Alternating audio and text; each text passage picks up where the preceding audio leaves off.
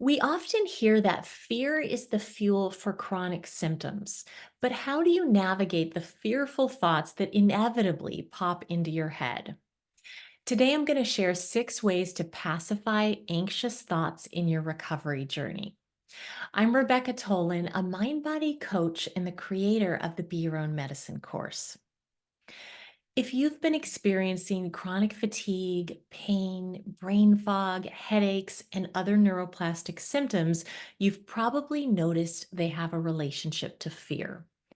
So, feeling these strong sensations in our body can scare us naturally, but then fear can also flare symptoms because it's a cue of danger in our subconscious mind. Now, I like to think of our subconscious mind like a hidden surveillance camera. It's out of sight, but it's always scanning for danger.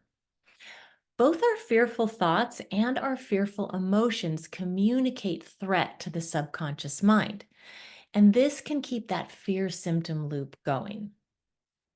We have this prefrontal cortex, and so we can't stop thinking, and we certainly would not want to stop thinking. It comes in very handy, but we can cultivate a healthier mind space because most, if not all of us, have limiting thoughts.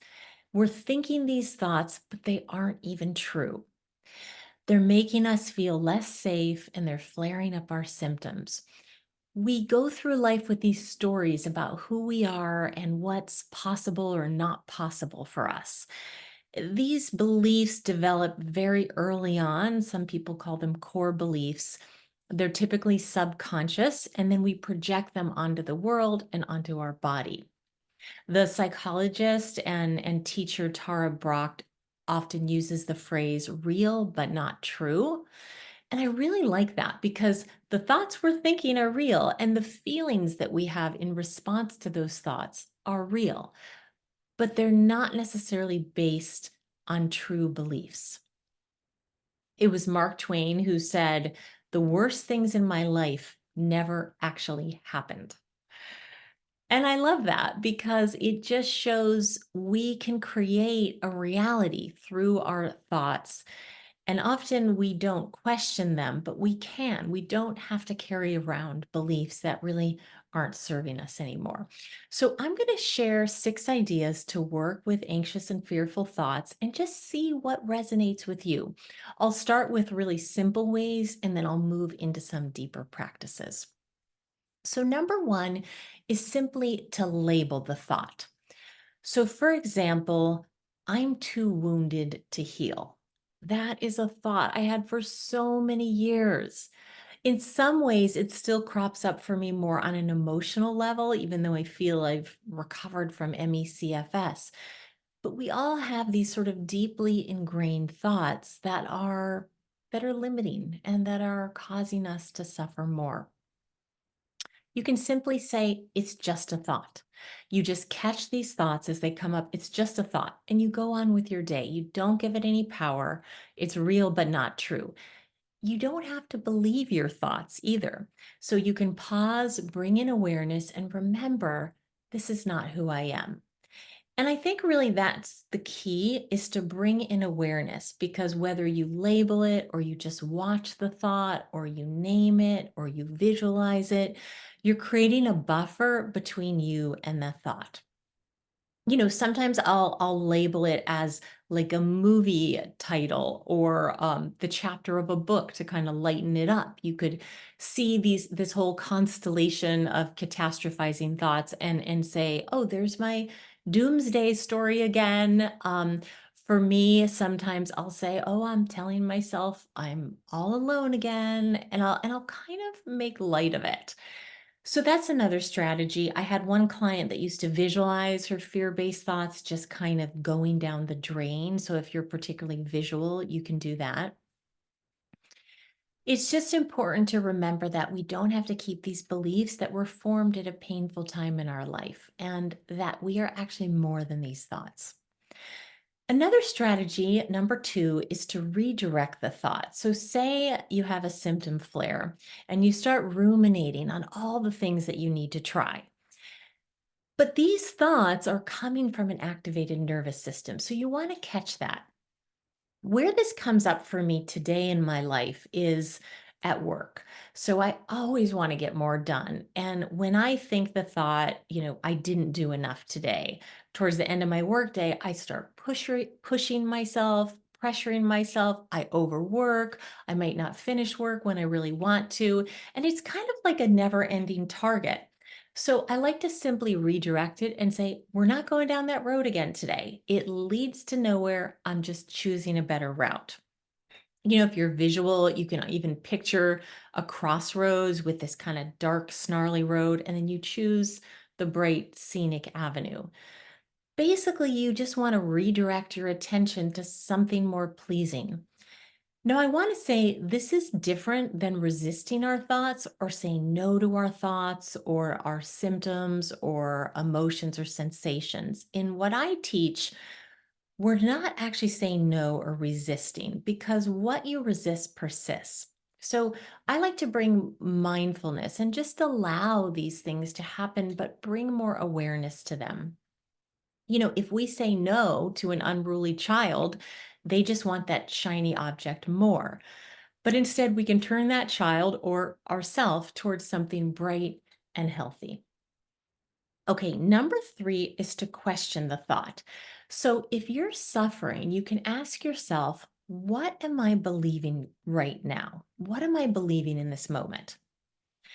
Because if we are in pain, emotionally or physically, you can be sure there are some limiting beliefs underneath the surface.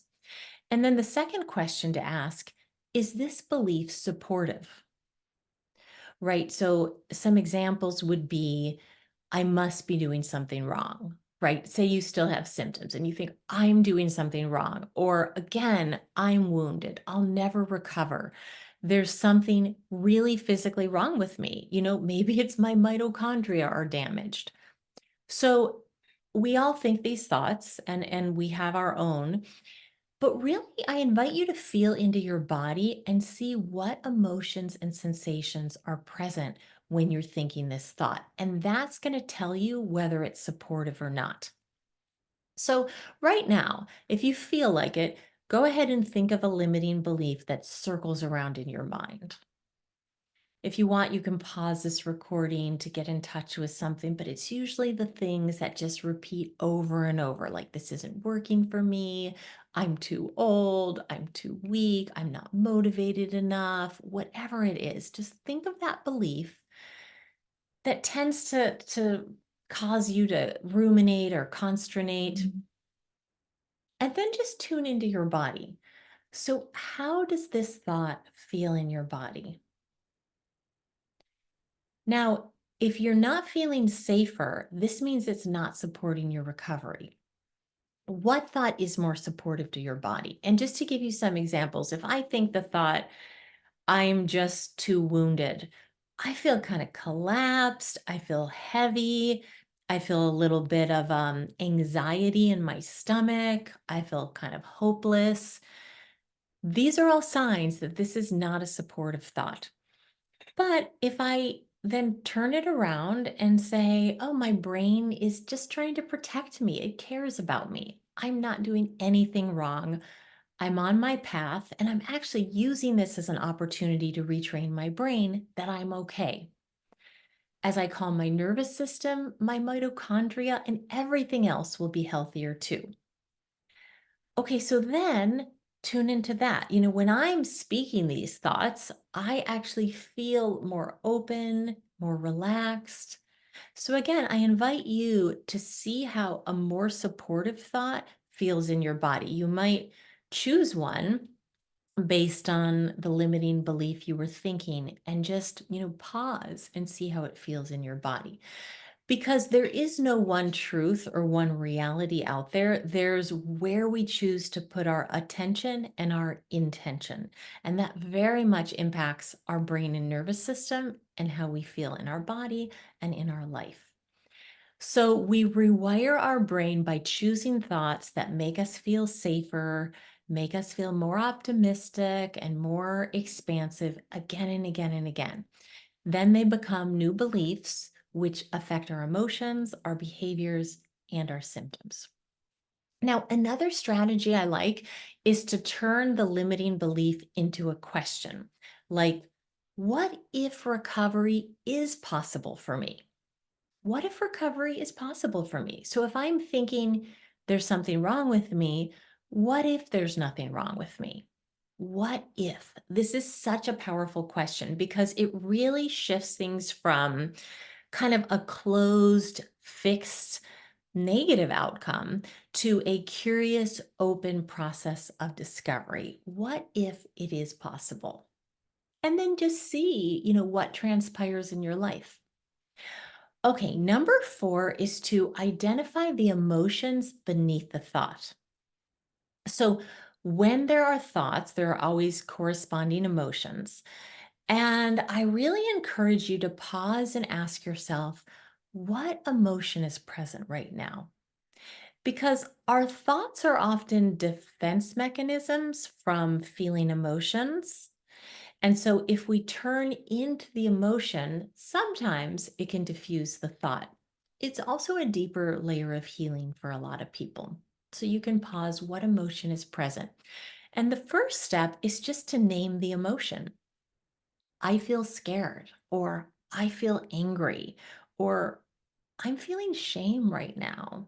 And just to really acknowledge that to ourselves. And although that might sound counterintuitive, in studies, actually naming our emotions turns down activity in the amygdala. And I think that's because, our subconscious mind and nervous system are trying to protect us and they're communicating through emotions. And so if we just say, no, no, no, and we try to ignore them, they say, oh, I've got to communicate more loudly. But if we just turn towards it and say, yeah, I am feeling scared, that can calm down our brain. Now, I like going a step further, and this is some language that I learned from the meditation teacher Locke Kelly, where you can actually say, a part of me feels scared, or a part of me feels angry. So it's not who you are, it's just a part of you, right? And then, even one step further to bring in more awareness is, I'm aware that a part of me feels scared right now. And I know when I say that, it really brings more of this kind of mindful witnessing quality. I'm aware that a part of me feels scared. So I'm not diminishing it, but I'm also not becoming it. Now, to go even deeper, we want to feel the emotional energy inside the body rather than it just being a cognitive process in the brain. And so we can do this by tracking the sensations in the body. We can use somatic tracking to track emotional energy in the body. I have a free meditation on my website, which is rebeccatolin.com/newsletter if you want to try that. But also, you can just tune inward and place your hands on your body if it's comforting and just see if you can feel that emotional energy. Emotions are energy in motion when we just allow them to be and move on their own. Now, if the emotion is too intense, you might instead want to lean into a positive sensation or even a neutral feeling in the body. That might be the way the breath feels, expanding and contracting in your rib cage, your lungs, or your chest. It could be feeling your feet grounded on the floor or feeling your body supported in the chair. You could do an orienting practice, which I have here on my YouTube channel. I have lots of different meditations and prompts that I've created in my Be Your Own Medicine course, which really helped with my own recovery. But you can just find practices that really work for you that help you tune into the emotional energy in your body. Okay, so number 5 is to work with the nervous system directly. I really like the work of psychologist Deb Dana, and she writes, quote, "The mind narrates what the nervous system knows. Story follows state." And so what this means is that the mental story in our mind follows the state of our nervous system. So if we're in flight fight mode, our thoughts will naturally be fearful, anxious, agitated, or angry. That's just our biology. If we're in a freeze or collapse state, our thoughts will likely be sad, hopeless, or just very heavy energy. So we want to recognize our state without buying into the story and then support our nervous system into finding more regulation. As we reach for what's called ventral vagal in polyvagal theory, we'll start to feel more optimistic, hopeful, clearer, and calmer. So, how do we do that? Well, we find resources that help regulate our nervous system. I've mentioned somatic meditations, those were so helpful for me. Just being in nature can be very calming, whether it's just looking up at the trees, listening to the birds, laying in the grass, or sitting under a tree that you enjoy. Creative acts can really help us move up the polyvagal ladder into this social engagement because we become sort of immersed in creativity and we're not focused on stress or symptoms. We can move into that zone state.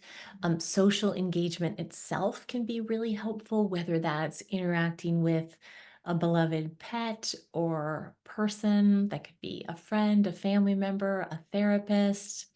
There's lots of different ways to self-soothe. I like soothing touch, just kind of putting my hands on my heart and doing some deep belly breathing with extended exhales. Those are usually more calming.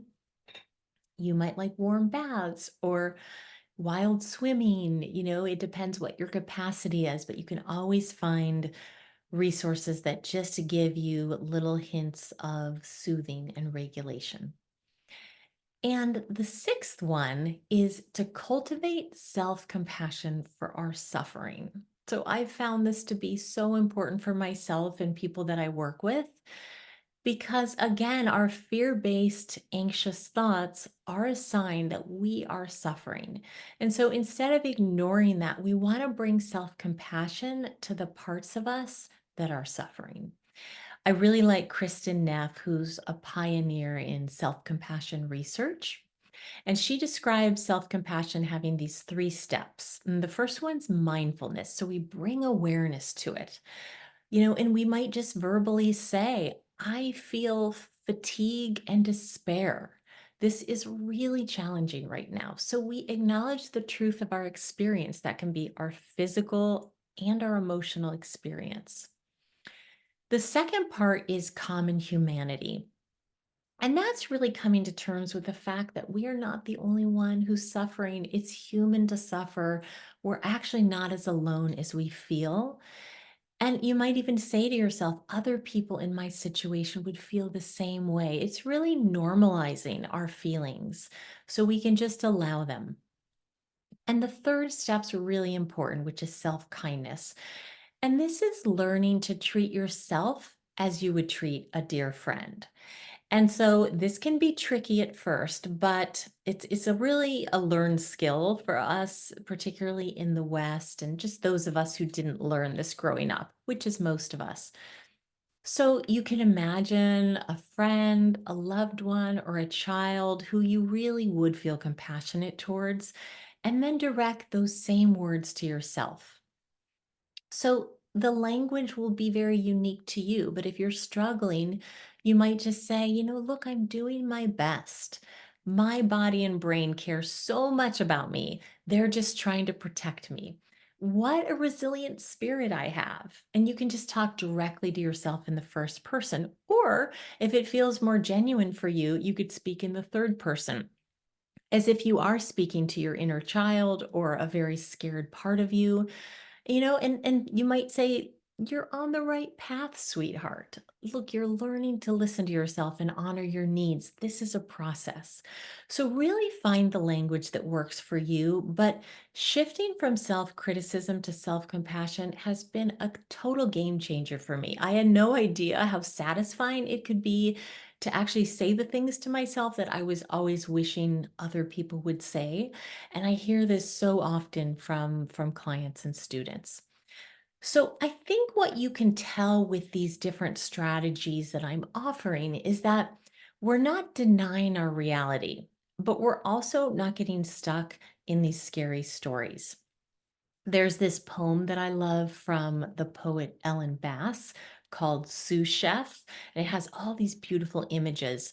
But then she just kind of cuts to the chase, and there's this line that says, I still have opinions, but I don't believe in them. So it's also a reminder not to take ourselves too seriously, not to believe in the opinions that aren't serving us. Roy Bennett once wrote, don't be pushed around by the fears in your mind, be led by the dreams in your heart. So I want to say that you are infinitely more than your thoughts, emotions, or your symptoms. This really isn't about criticizing or resisting our thoughts. It's about opening to something bigger than that. It's about allowing the presence inside of us. It's about feeling the vibrant life that we are underneath all those stories, to be aware of our own aliveness.